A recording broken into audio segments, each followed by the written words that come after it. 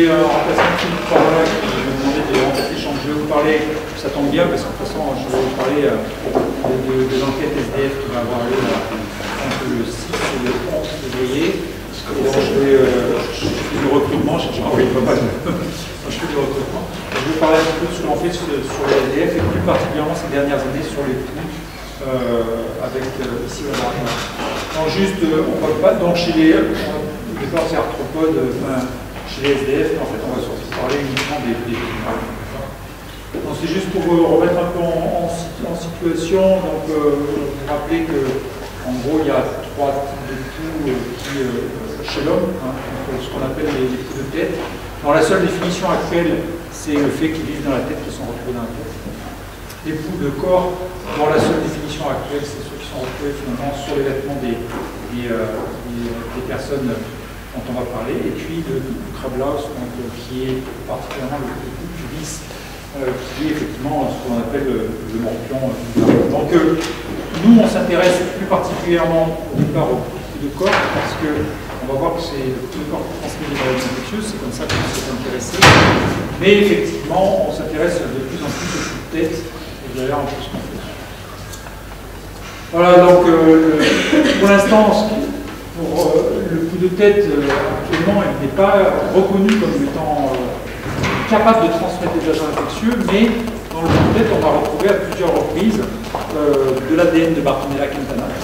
Donc, bon, c'est quelque chose qui n'est pas encore démontré, mais c'est pas impossible que le coup de tête puisse jouer un rôle dans les transmissions d'agents. Pour l'instant, la seule chose que l'on sait, c'est qu'il y a de l'ADN de Bartonella quintana qu'on a retrouvé à plusieurs reprises dans les coups de tête.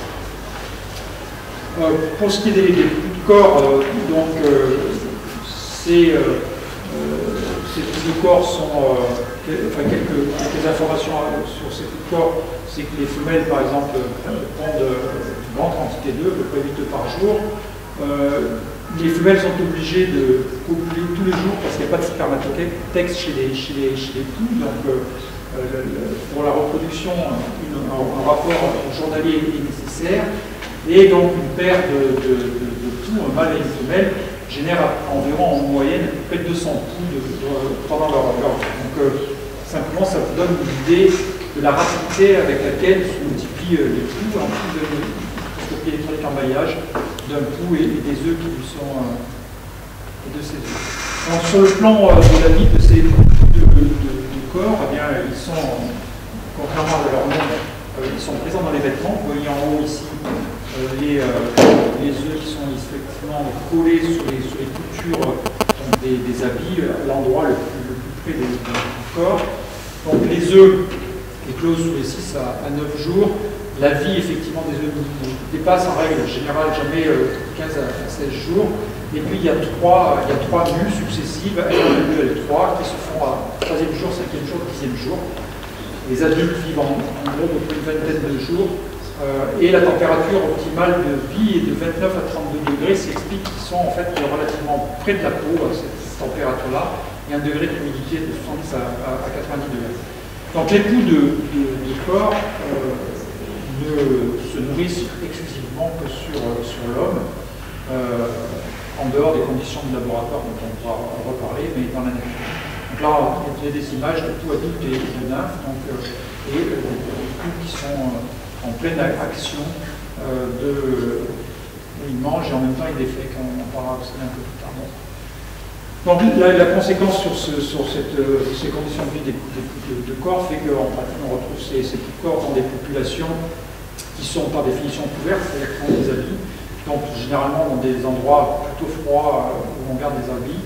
C'est les gens pauvres qui ne changent pas leurs habits et qui sont en relative promiscuité. Donc ces situations-là se trouvent essentiellement pendant les guerres, les camps de réfugiés, chez les homeless, dans les prisons par exemple. C'est là qu'on retrouve ces situations où on a des poules. Alors comment on fait le diagnostic de ces poules? Simplement pour les homeless, on essaye de leur demander. En règle générale, ils disent qu'ils n'en ont pas. Ce n'est pas tout le temps vrai, mais en fait en règle générale, ils disent qu'ils n'en ont pas. Ils préfèrent dire que le copain en a. En général, on le retrouve par l'intermédiaire des lésions de grattage que ces poules induisent notamment au niveau des seins. Il faut rechercher dans les habits, bien sûr, où on va retrouver les œufs, les larves et les œufs. Donc là, je disais qu'il y avait des homeless qui pouvaient avoir 300 coups par individu, mais je crois que notre record c'est 1900 sur un seul individu. Donc les infestations sont parfois massives. Donc assez rapidement, parce qu'on va un peu plus insister sur les poux, donc l'intérêt c'est parce que ces poux de corps transmettent trois maladies.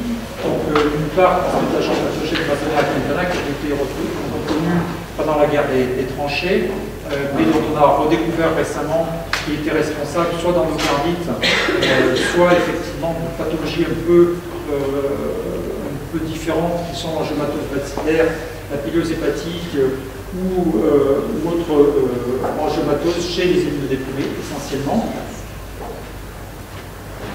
Donc là, la fièvre des tranchées avait été décrite à l'époque comme la fièvre quintane, donc c'est pour ça qu'on a partenaire à Quintana avant, c'était Eric Exa Quintana, partenaire à Quintana. C'est une fièvre donc, qui apparaît typiquement, effectivement, tous les 4 à 6 jours, donc en moyenne 5 jours, ça tire son nom. Une incubation d'environ une vingtaine de jours, et surtout, elle avait été remarquée par une espèce de douleur atypique dans les tibias. Et après des signes qui sont donc vertige, céphalée et de la fièvre, des signes assez difficiles à différencier, on verra dans les populations alcooliques du no-homeless. Bon, ça a été effectivement reconnu plus tard, cette fièvre des tranchées, donc notamment chez des gens qui nourrissaient les poux dans le cadre d'études avec de production de vaccins pour le typhus. Et puis, nous, on a décrit ça à l'occasion de plusieurs investigations, justement, dans les foyers de homeless. Donc, on a décrit les bactéries mécaniques à Bartonella et pas mal de choses. Donc, ça donne dans le cas de la culture négative, donc chez ces homeless, en général, il n'y a pas de valvulopathie préalable chez ces gens-là, et c'est surtout lié à la consommation d'alcool et bien sûr au corps. Le deuxième agent pathogène qui peut être transmis par les poux, c'est l'agent du typhus épidémique, donc Rickettsia oryzocki, qui est un agent intracellulaire obligatoire, en l'occurrence le Bartonella, qui se manipule en BSL3, dont le réservoir est un réservoir essentiel est humain, mais on pense qu'il y a d'autres réservoirs potentiels. En tout cas, il y a probablement les coagulants, cette magnifique bestiole que vous voyez à droite. Et on en a retrouvé effectivement du Rickettsia oryzocki dans des tiques. La transmission par la tique est pour l'instant non établie. L'importance du typhus épidémique chez nous, c'est que le cycle de ce typhus, c'est que chez les patients qui ont un typhus, un certain nombre d'entre eux, qui sont à peu près 70%, dans le pire des cas, vont guérir. La mortalité est très élevée, le typhus, c'est entre 20 et 30%. Parmi ceux qui guérissent, il peut y avoir une rechute secondaire avec une bactériémie secondaire qu'on appelle la maladie brésilicaire, qui peut être l'occasion au pouls de se recontaminer. Donc, ils sont contaminés d'ailleurs par Rickettsia oryzocki rouge. Et c'est l'occasion de pouvoir éventuellement établir à nouveau un cycle et donc une épidémie de typhus. C'est ce qu'on craint effectivement essentiellement dans ces foyers de SDF dont on va parler, c'est qu'il y ait un individu bactériémique qui rentre à l'intérieur et qui puisse effectivement déclencher un certain nombre. Alors il y a d'autres bactéries qui ont été associées avec les poux. L'agent de la peste a été associé au pouls, d'abord par des observations, et puis récemment dans le laboratoire sur des modèles animaux. Et puis il y a une autre bactérie qui est associée au pouls, mais dont on ne sait pas pour l'instant de quoi elle est responsable. Et une partie de ce que l'on va faire chez SDF cette année, c'est essayer d'avancer un peu sur cette question. C'est Acinetobacter baumannii, que l'on retrouve avec des fréquences relativement importantes, à la fois dans les coups de tête et dans les coups de corps. Et on ne sait pas exactement quel est le rôle de cette bactérie. Alors, pour aller plus directement sur les poux, il y a plusieurs possibilités pour traiter ces poux. C'est bien sûr la façon assez classique qui est de changer les vêtements, alors soit en les lavant à 50 degrés, pour tuer l'ensemble du poux, soit en les écartant des personnes, simplement parce que vous avez vu qu'au bout de 9 jours normalement, et tous les œufs ont éclos, et s'ils n'ont pas à manger, on peut se débarrasser. Donc ça, c'est une technique à peu près classique. Puis il y a un certain nombre effectivement d'insecticides qui peuvent être utilisés, 10% de DDT, 1% de malation, 1% de permétrine. On va voir que c'est des choses qu'on a un peu regardées. Alors, nous on a commencé les enquêtes chez les SDF en vers 1999, donc 2000, et jusqu'à maintenant avec parfois quelques trous dans les enquêtes SDF. Et ce dont on s'était aperçu, c'est que bon, malgré tout ce qu'on faisait dans ces foyers, puisqu'on va régulièrement dans ces deux foyers, eh bien, on n'avait pas une réelle impact là-dessus. Il y avait toujours autant de tout. On va voir qu'il y a toujours, et sinon plus, effectivement, de bactériémie à Bartonella quintana. Donc en pratique, jusqu'à présent, on n'a pas été extrêmement efficace dans la prévention des poux ou dans la prévention des infections à Bartonella quintana. Donc on avait essayé d'utiliser d'autres techniques pour pouvoir essayer de se débarrasser des poux. On a commencé par l'ivermectine, c'est un antiparasitaire connu, largement utilisé en Afrique dans le cadre d'un certain nombre de parasitoses, relativement bien supporté. Et donc il y avait déjà eu quelques expérimentations animales qui avaient été faites. Pierre-Édouard avait renouvelé cette expérimentation de labo qui avait confirmé ce qui avait déjà été publié. Quand on donne de l'ivermectine à des lapins et qu'on fait bouffer des pousses ou des lapins, ben, c'est très efficace sur les poux. Donc nous, on avait fait ça dans un premier temps au foyer de Madragville. On avait regardé chez les SDF qui ont plus de pousses, et ceux qu'on appelle les grands marginaux, qui sont une population, une sous-population un peu particulière de la foyer de Madragville. On leur avait donné de l'ivermectine. Et on avait vu que l'ivermectine était extrêmement efficace parce que ça faisait disparaître les poux chez ces individus. Le seul problème, c'est que dès qu'on arrêtait le traitement, il y avait une rechute extrêmement rapide de ces poux. On avait refait une deuxième, alors ça c'était une étude dans une population, une espèce de cohorte. On avait refait après une étude randomisée en double aveugle, toujours pareil, en regardant l'effet de l'ivermectine. On avait confirmé le fait que c'était efficace, mais c'était efficace dans les 14-15 premiers jours et qu'après, c'était plus efficace. L'ivermectine, c'était un traitement qui était très efficace, mais dont l'activité ne pouvait pas être considérée comme... on ne pouvait pas la poursuivre. Donc, une idée, on nous était venu avec Philippe, et Parola et les autres, on était en train de se demander si on ne pouvait pas utiliser la permétrine dans des vêtements en fait imprégnés de permétrine qui permettent de délivrer cette permétrine au long cours. C'est ce qui est utilisé dans les moustiquaires en Afrique, par exemple, pour les luttes contre les moustiques. Donc on avait essayé de travailler là-dessus. Donc on a commencé à travailler un peu sur la permétrine. Donc la permétrine et sa résistance chez le poux de corps n'avaient pas été décrite jusqu'à présent, mais elle avait été décrite chez le poux de tête, et elle se rapproche des mécanismes de résistance à la permétrine chez d'autres insectes. À la différence chez le poux de corps, en fait, comme chez le poux de tête, cette résistance est supportée par 3 mutations dans 3 exons du gène qui code pour le canal sodium, qui est un gène qui génère la dépolarisation des cellules nerveuses, donc ça entraîne une espèce de paralysie. Et donc, quand on met des poux sensibles sur des tissus imprégnés de permétrine, eh bien, on observe ce qu'on appelle l'effet knockdown, qui est en fait un effet paralysant de la permétrine sur les poux, et qui est assez facile à reconnaître et qui arrive entre la 5e et la 10e minute d'observation. C'est-à-dire que les poux restent collés en fait au tissu qui est imprégné de permétrine, et il monte l'abdomen qui se relève, et c'est ce qu'on appelle l'effet knockdown. Ça témoigne en fait de l'activité de la permétrine sur les poux. En fait, les poux vont mourir finalement, cette espèce de dilatation de l'abdomen, qui va faire qu'à un moment donné, ils vont éclater, ils vont mourir. Donc ça, c'est ce qu'on appelle l'effet knockdown chez les poux, et c'est typique de la permétrine. Voilà, après ils éclatent et ils font tout renouveler.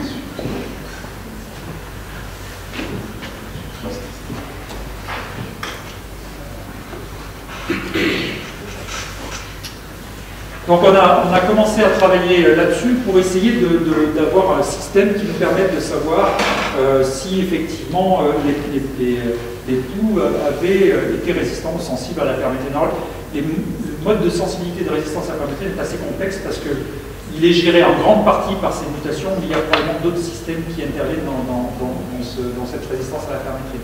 Donc on avait commencé à regarder, on a monté avec Reza qui était un étudiant en N2 à l'époque, un système nous permettant, avec le PCR et des sondes fluorescentes, et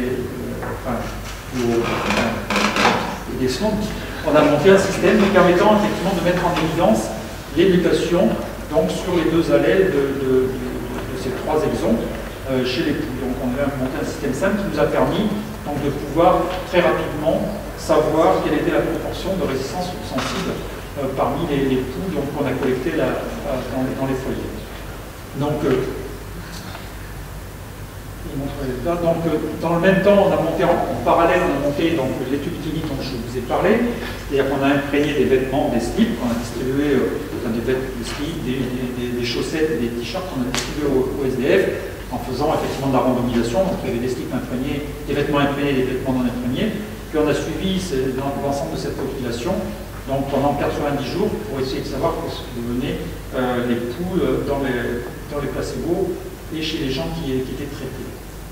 Donc en gros, les gens qui portent ces vêtements imprégnés de permétrine, dans les 2 groupes, il n'y avait pas de différence significative en gros sur les données épidémiologiques. Et quand on regarde en intention de traiter ou en analyse par protocole, en pratique, au 14e jour, encore une fois, il y a une efficacité des vêtements. Donc on voit que il y a une diminution effectivement du nombre de gens qui sont infestés par les poules au 14e jour. Mais au 45e jour, on perd à nouveau cette efficacité de la même façon qu'on la perdait avec l'ivermectine. Alors là, par contre, on est allé un peu plus loin, donc on a analysé effectivement la résistance des poules à la permétrine en même temps que cette étude.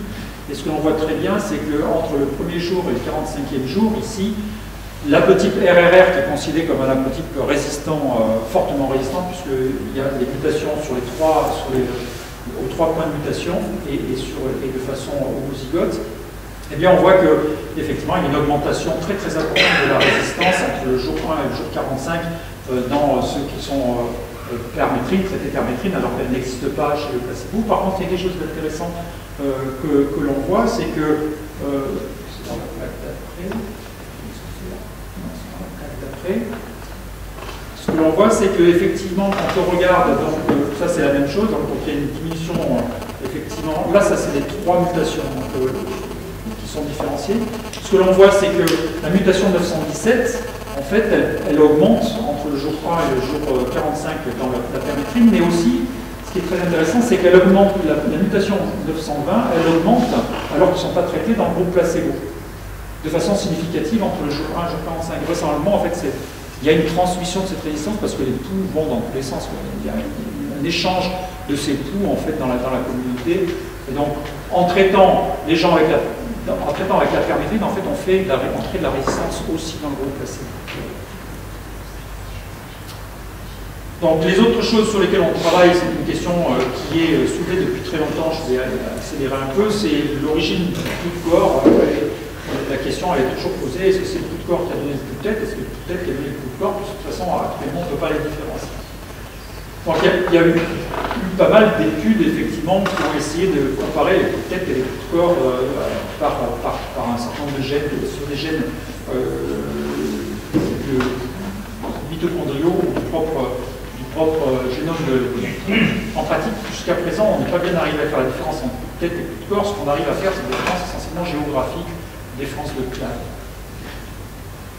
Récemment, il y a eu un papier qui est sorti d'un groupe qui avait comparé en fait l'expression des gènes, la totalité des gènes, enfin d'ARN messager plus exactement, chez les pouls de tête et les pouls de corps, qui ont montré qu'il y avait quand même une différence entre pouls de tête et pouls de corps.